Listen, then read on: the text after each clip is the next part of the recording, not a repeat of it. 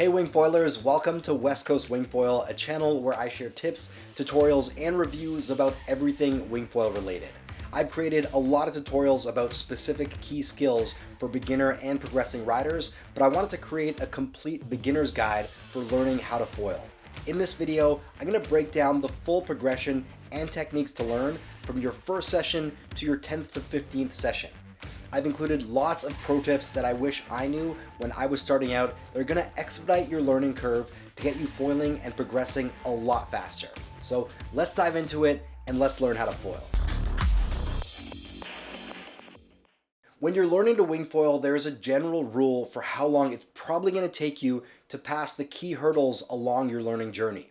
This is just a rough guide, and this definitely can vary from rider to rider.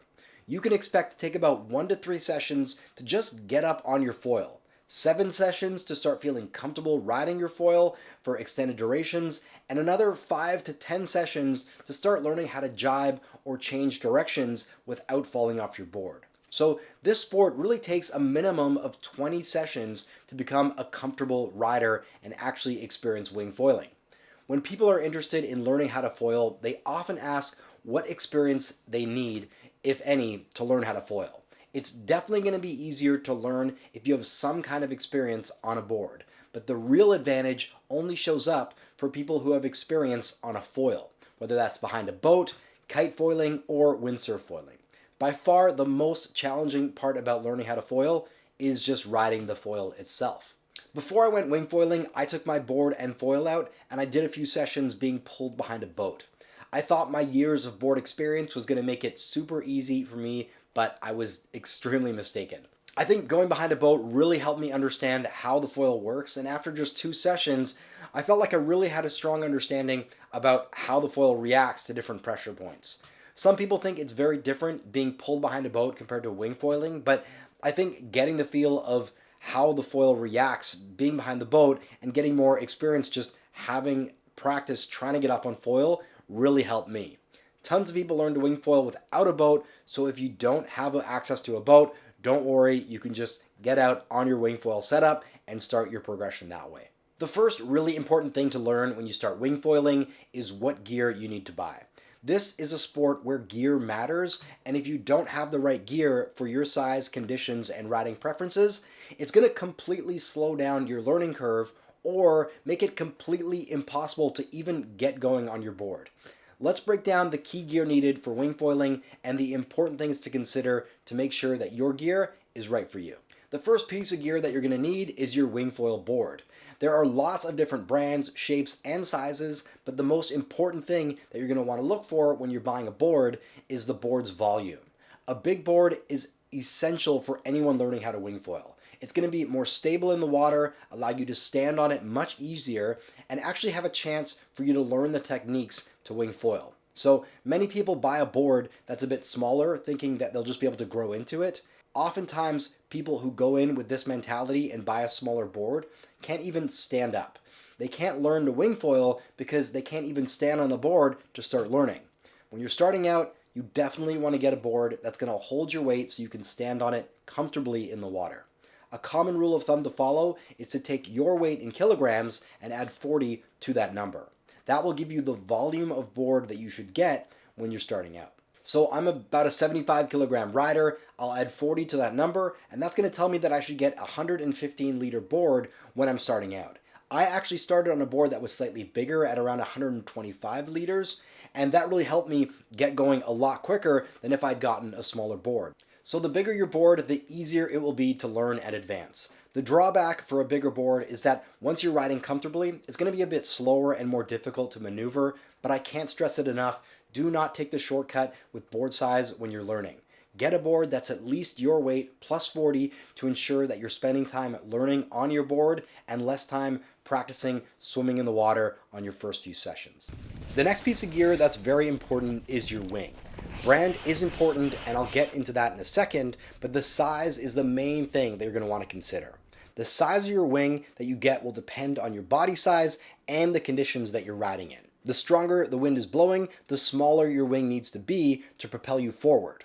Wing sizes come between 2.5 meters for really strong winds to 7 meters for really light winds.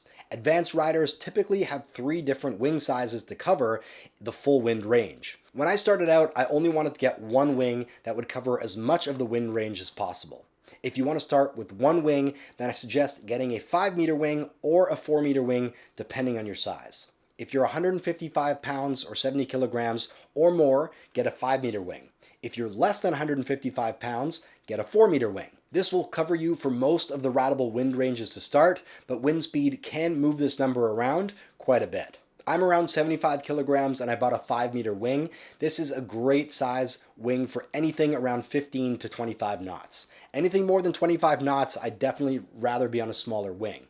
You can get away with riding a bigger wing in windier conditions. You're just going to be a lot more overpowered and the wing will be a lot harder to control. Once you have your wing size or know your wing size, there is some important brand considerations.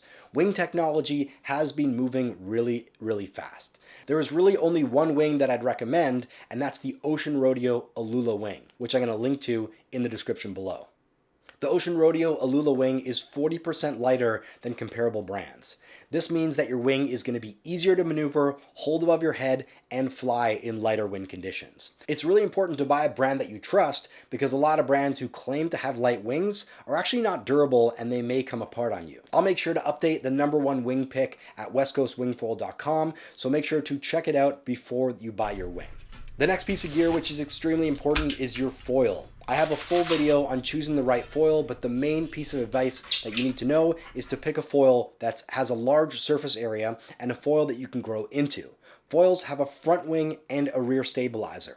These can be replaced. So when you want to buy a foil, you want to buy one that has options that you can progress into as you improve. The best starter foil I always recommend is F4's starter pack. It comes with a large front wing, which is ideal for learning. It also includes a second front wing that is a bit smaller that you can progress towards. The price of this package is cheaper than a lot of foils that just come with one wing, and F4 makes quality foils, so you don't have to worry about that. I'll leave a link to the F4 starter pack in the description below, and if this changes and I have a better option for you guys, I'll update this in the description as well.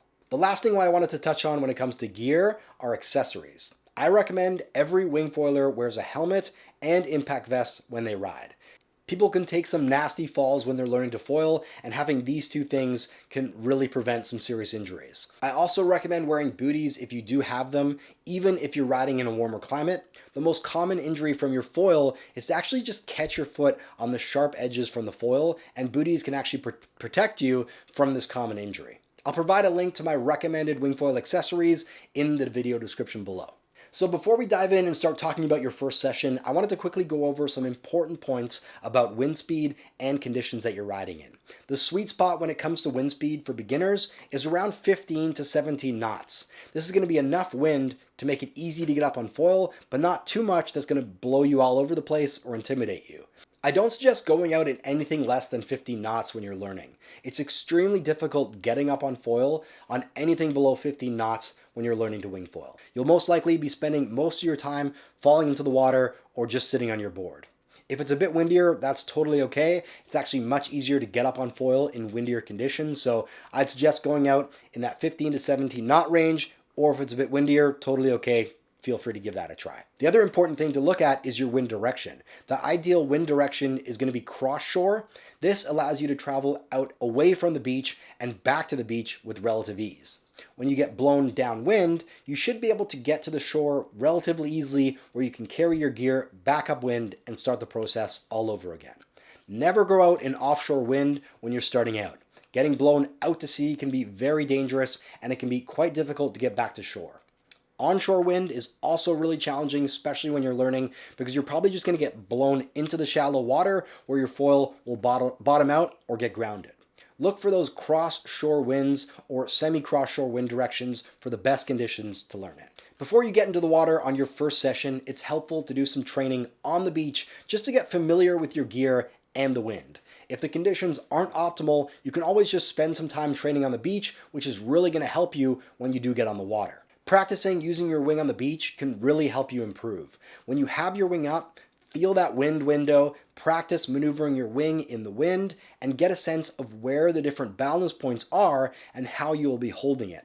You can also practice angling your body to get a feel for the angle of attack that you want to aim for when you're cutting upwind. Once you feel comfortable handling your wing, you can hit the water and officially start your first session. From your first session to your third session, you're probably going to struggle. It's good to go in with that expectation so you don't get too discouraged when you're out there. Wing foiling is a tough sport to learn, but when you stick with it and get that feeling of flying on your foil, it makes it so much more rewarding. In your first few sessions, the main thing that you're going to be learning is getting up on your board and falling safely. You may be able to start getting a bit of the feel flying on the water with the foil, but it's not uncommon to go 1, 2, or even 3 sessions not getting up on foil at all. Let's talk about getting on your board and some effective techniques that you can use. The first part is your position. When you're ready to go, you want to have the wind at your back and your board in front of you at a 90-degree angle to the wind. And then you have your wing on the downside of your board. You can then get on your board and work on getting to a kneeling position facing in the direction that you want to go. A great tip through the process of getting up is to use your wing for balance. At any time when you feel unstable or feel like you may fall in, pin your wing to the water and lean on the leading edge like a tripod to help you stabilize. You should have a board that you can stand on, so you'll be working to get to your feet and start catching wind with your wing to help you start moving forward. Forward momentum will help stabilize your board, so you want to start catching wind as quick as possible. As you progress, you can also start trying the knee start. Here, you'll start catching wind from your knees to build some momentum. Then, you'll plant your front foot and pull yourself up using your wing and the wind to get up. If there's enough wind, you should start to feel yourself lift up onto your foil when you lean back a bit on your board. I'm going to talk about some effective pumping tricks to help get you up on foil shortly. But first, I want to talk about falling. Foils are sharp, and the main thing that you want to avoid is falling onto your foil. The best thing to remember to avoid falling onto your foil is to go with your momentum. If you're getting pulled forward and you feel like you're going down, try to jump forward to add some clearance between yourself and your foil. The most common reason people land on their foil and get hurt is because they're trying to save a fall. You'll be going down and you'll try to compensate in the other direction, and that's when you can get hurt. When you're starting out, embrace the falls and go with your momentum. That'll help you get some extra space between yourself and your foil, and then you can't get hurt. After 1 to 3 sessions, you should be pretty comfortable getting up on your board, standing up, maneuvering your wing, and you should hopefully have had some experience riding on your foil. Between your 4th and 5th session is when it normally really clicks for riders if you have the right gear and are going out in the right riding conditions. Now you can start honing in your techniques for getting up on foil and starting to build your skills riding on foil. When you're up on foil, it takes way less energy to propel you forward in the water. If the wind isn't strong, it can be difficult to get up and get going on foil, but once you're there, it's way easier to stay up on foil and go faster in the water. To master getting up on foil effectively, you want to focus on 2 things: pumping your wing and pumping your board. When it comes to pumping your wing, the key thing you're trying to achieve is to give you a stronger forward surge compared to what the wind is providing. You want to propel yourself forward and add additional lift to make you lighter on your board. A lot of people see wing foilers shaking their wing like crazy to help them get up and get going on foil. Instead of just shaking your wing back and forth, you want to translate your motion into more of a scooping movement. This scooping motion creates a nice, strong, and longer power stroke, maximizing the amount of force that you're generating from your wing in the wind. The scoop also allows a much smoother reset of your wing, minimizing the counterforce against your wing when you're resetting to that original position. So that's pumping your hand wing. Along with pumping your hand wing, you're going to want to learn to pump your board. Pumping your board does 2 key things. It activates your foil under the water so it can climb out of the water, and it releases the surface tension that acts like a suction between your board and the water. A common mistake people make is to just lean back on their board to try to get lift on your foil.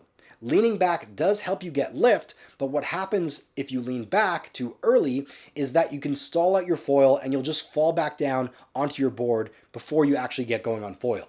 If you're out on a windy day, you can just lean back and your foil should activate because there's enough force from the wind to get you up and get you going. If that's not working for you, then you're going to need to activate your foil by pumping. To do this, you want to actually get your weight a bit forward. I'll physically move my back leg forward on my board, narrowing my stance, and what I'm trying to do is activate my front wing under the water. I'm trying to put pressure on my front wing of my foil to make it climb out of the water like a Stairmaster. So what I'm doing is putting pressure on the front of my board and I'm pumping my legs. Sometimes it will only take a few pumps to get going, and sometimes it can take 10 to 20 pumps. When you combine the pumping of your hand wing with the pumping of your legs, it's a really powerful way to get up on foil, gain more efficiency, and unlock the benefits of less drag and less resistance when you're riding on your foil.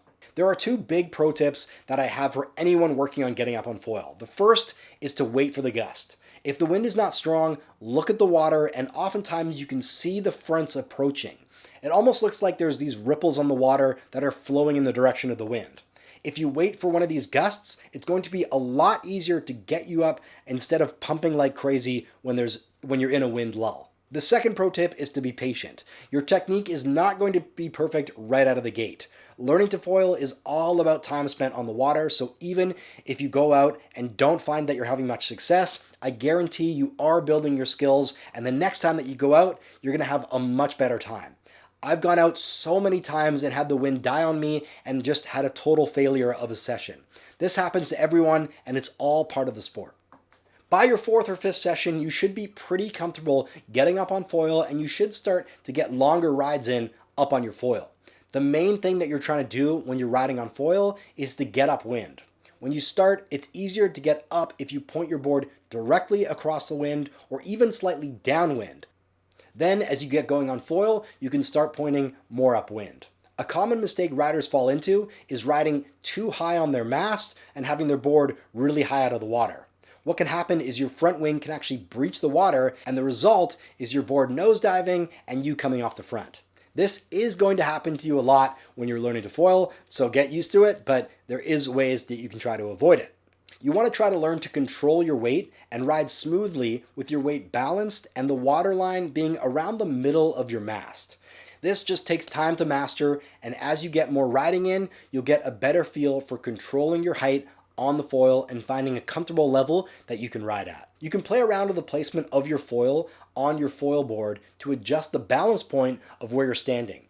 Moving your foil back in the foil tracks will result in less lift but allow you to go a bit faster without having to lean back when you're riding.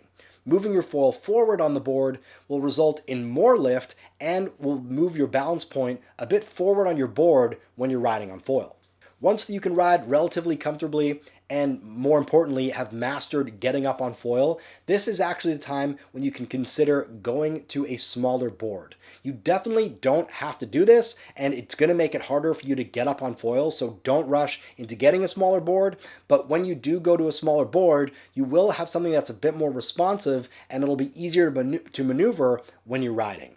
I upgraded to my Roberts foil board on my 10th session. The amazing thing about the board that I got was not only was it smaller, which made it more agile on the water, but it was also way lighter, which made it easier to get up on foil. Now, just to clarify, it was harder to balance on because it's a smaller board, but if you're good at your knee start, you can generate some forward momentum, and then getting up onto your feet, it's not going to be as wobbly in the water. So practicing balancing on a lighter board will really help you to get up.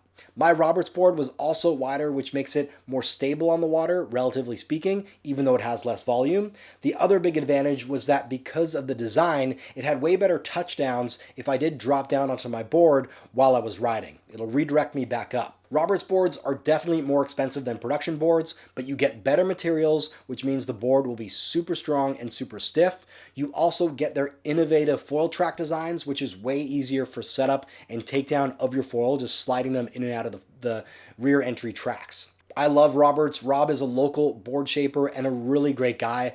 If you do want to support him, I'll provide a link to their boards in the video description below.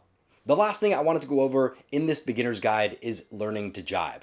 Jibing on a wing foil is when you're riding in one direction and you turn your board downwind 180 degrees to ride in the opposite direction without falling off your board or touching your board to the water. When you learn to jibe, it's amazing how much easier it is to stay upwind and how much more energy you save from not falling into the water each time you try to turn or change directions. I just wanted to provide some really basic early jibing tips for beginners because jibing is definitely a more advanced skill, and I actually have a more detailed video specifically on jibing. So once you get to that level, make sure to check out my video on jibing.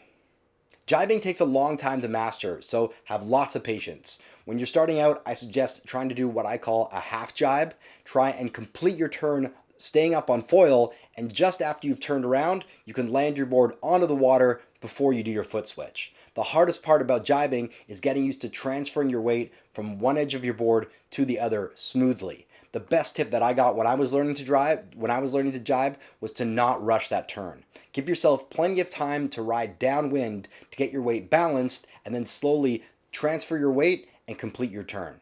As you get more comfortable, you can start tightening your turn radius. The foot switch also causes a lot of crashes and takes time to master. On a very high level, you'll complete your turn, lean back to start traveling higher up on your mast, and then you'll move your back foot to your front of your board and your front foot to the back of your board to complete the foot switch. A pro tip is to sneak your feet closer together before doing the foot switch so your weight is distributed more evenly on your board and your feet have less distance to travel. That's the basics on jibing, but if you are at a level where you're ready to master the jibe, make sure to check out the full video on the channel. Once you get to this point, you're officially an intermediate wing foiler and you have conquered one of the most challenging sports to learn. I hope you found this video helpful. There was a lot of information jam-packed into this video, so you definitely want to rewatch some sections that are relevant to you. You should also consider seeing more of my detailed videos on specific skills on my channel on YouTube or at westcoastwingfoil.com. There I break down the specific skills for getting you up on foil and learning all the skills and pro tips that I wish I knew when I was starting out.